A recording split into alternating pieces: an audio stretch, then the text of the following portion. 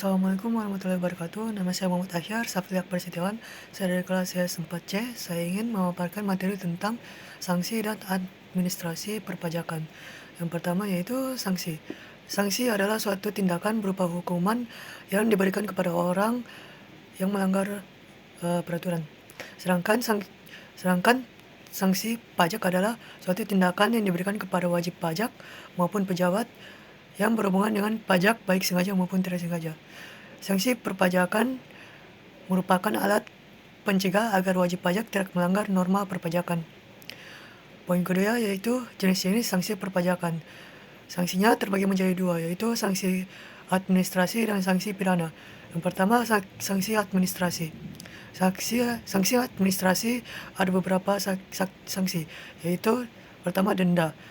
Denda biasanya diberikan jika wajib pajak melakukan kesalahan tertentu seperti tidak menyampaikan surat pemberitahuan atau SPT tepat waktu. Kedua yaitu bunga. Sanksi bunga diberlakukan jika wajib pajak terlambat membayar atau melapor suatu pajak. Ketiga yaitu kenaikan. Sanksi ini biasanya berupa penambahan jumlah pajak yang harus dibayar. Bisa mencapai 100% dari jumlah pajak yang tidak atau kurang dibayar. Yang kedua yaitu sanksi pidana. Sanksi pidana terbagi menjadi tiga, yaitu pidana penjara. Yang pertama, pidana penjara yaitu dijatuhkan untuk pelaku pelanggar berat seperti pemalsuan dokumen perpajakan. Kedua yaitu pidana kurungan. Diberikan untuk pelanggar administrasi yang berat namun tidak sampai tahap penggelapan atau pemalsuan. Ketiga yaitu sanksi denda pidana.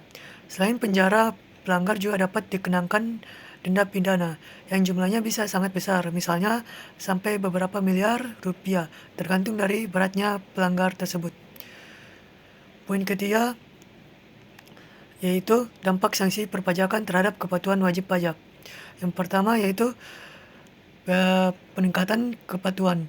Ketika sanksi dikenakan cukup berat dan diterapkan secara konsisten, wajib pajak cenderung lebih patuh dalam melaporkan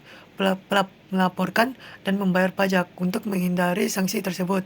Kedua, efek jerah.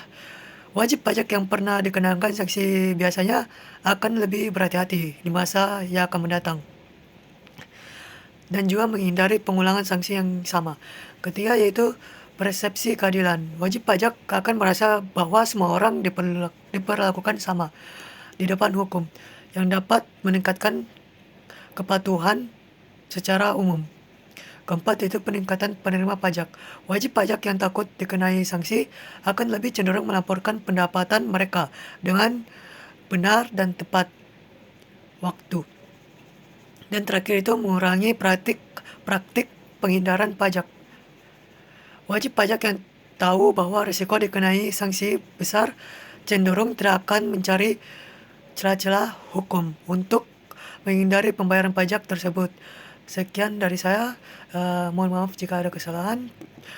Wassalamualaikum warahmatullahi wabarakatuh.